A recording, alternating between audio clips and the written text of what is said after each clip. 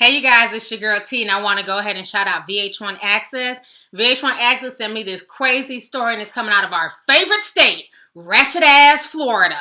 So what happened is that there's a 17-year-old kid named Brandon Aydelott, and this kid was rich. He had everything that he could want. And what does Brandon do? He kills his mother on Christmas Eve. I'm going to go ahead and play you guys this news clip, and I will come back with the rest of my commentary. A Gulf Breeze teenager will go before a judge tomorrow morning after being charged with the Christmas Eve murder of his mother.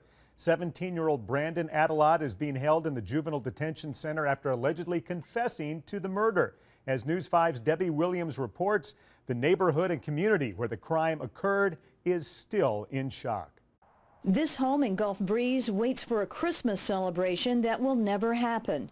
Instead, a sheet drapes the front door that, according to police reports, is stained in blood.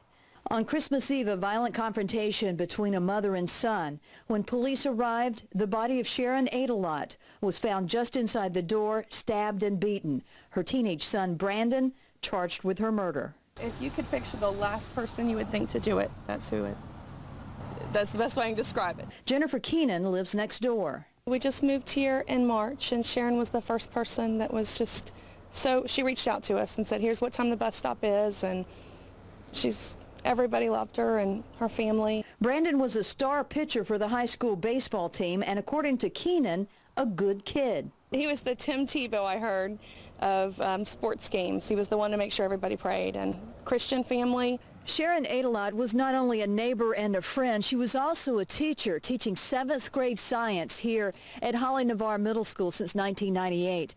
The faculty and staff were back at the building today. It's still Christmas break. They didn't want to talk about their teacher and friend. They say it's still too fresh, too tough. Fresh-cut flowers lay at the flagpole in front of the school and on the porch of the house that Brandon moved out of in September, according to investigators, because of an ongoing conflict with his mother. Whatever sparked the violence has everyone in this quiet, close-knit neighborhood in shock.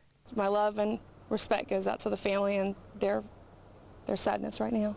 In Gulf Breeze, Debbie Williams, News 5. Investigators say Aydelott confessed to killing his mother and was, quote, emotionless except for a few smiles during the interrogation. Prosecutors say they'll push to have him tried as an adult. If convicted, he could spend the rest of his life in prison.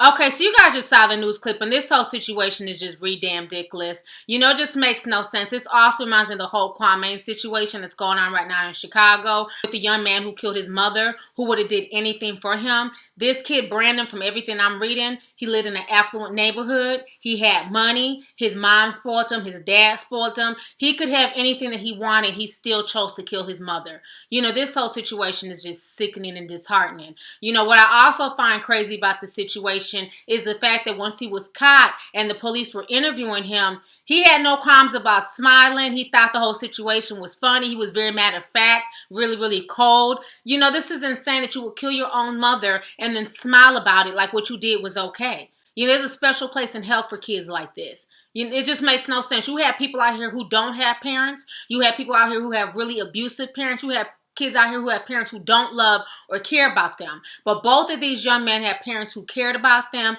who spoiled them, who not only spoiled them, but bent over backwards to give them anything that they could want. That's why I say it's not good to spoil your kids and just give them the world on a silver platter, because they don't appreciate shit. Hence this story, and hence the whole story about Kwame. You know, this just makes no sense to me. But it'd be really interesting to me to see if the state of Florida allows this kid to plead affluenza like they did in trifling-ass Texas. What's going to be even more crazy, I know for a fact, the defense is going to try and blame mental illness on this kid. Whenever it's a white kid, their defense is always mental illness. What happened to just plain being evil? You know, anybody who will kill their mother like this, I don't buy the whole mental illness claim. I think it's just evil. This is a woman that birthed you, and you had no qualms about stabbing her to death. This woman was well-liked in the community. She was a well-loved teacher. So many of her students are online literally in tears, you know, writing comments on the blogs. This situation is sick. Nobody deserves to be killed in the manner in which this woman was killed. It's even worse the fact that this kid was rich. He wasn't poor. He didn't want for anything. And still that wasn't good enough for this asshole. So anyways, go ahead, leave a comment. Let me know your thoughts on this whole ratchet ass situation that's coming out of our favorite state, Ratchet Florida. All right, leave a comment. Deuces.